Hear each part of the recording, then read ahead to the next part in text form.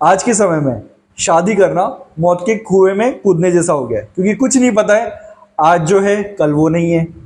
क्यों? क्योंकि आजकल आप न्यूज़पेपर में देखते हो इतने सारे केस आ रहे हैं, हस्बैंड ने वाइफ का मर्डर कर दिया, वाइफ ने हस्बैंड का मर्डर कर दिया है, डाइवोर्स प्रोसीडिंग सालों साल चल रही है।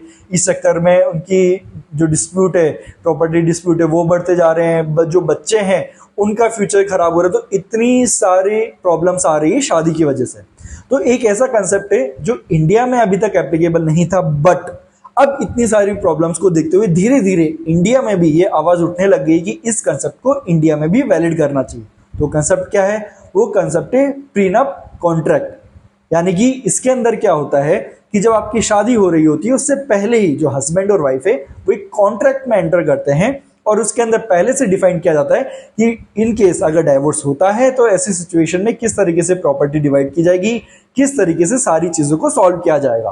तो इससे क्या होगा? इससे ये होगा कि जब भी डाइवोर्स होता है तो ऐसी सिचुएशन में लीगल बैटल जो है वो नहीं लड़नी पड़ेगी, और ऑलरेडी जो चीजें डिसाइडेड है उसके अकॉर्डिंग चीजें फाइनली डिवाइड कर दी जाएंगी और उसी तरीके से सारी चीजें डिसाइड की जाएगी। तो इससे दोनों पार्टीज का बहुत ज्यादा टाइम बचेगा, हरासमेंट बचेगा, और साथ के साथ जो बच्चे हैं उनके फ्यूचर को भी सिक्योर किया जा सकेगा।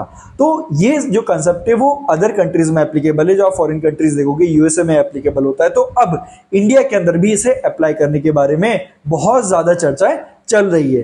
तो आपका क्या विचार है? क्या इंडिया में भी ये कॉन्ट्रैक्ट वैलिड कर देने चाहिए या फिर ये वैलिड नहीं करने चाहिए? आपकी राय हमें कमेंट सेक्शन में जरूर बताइए।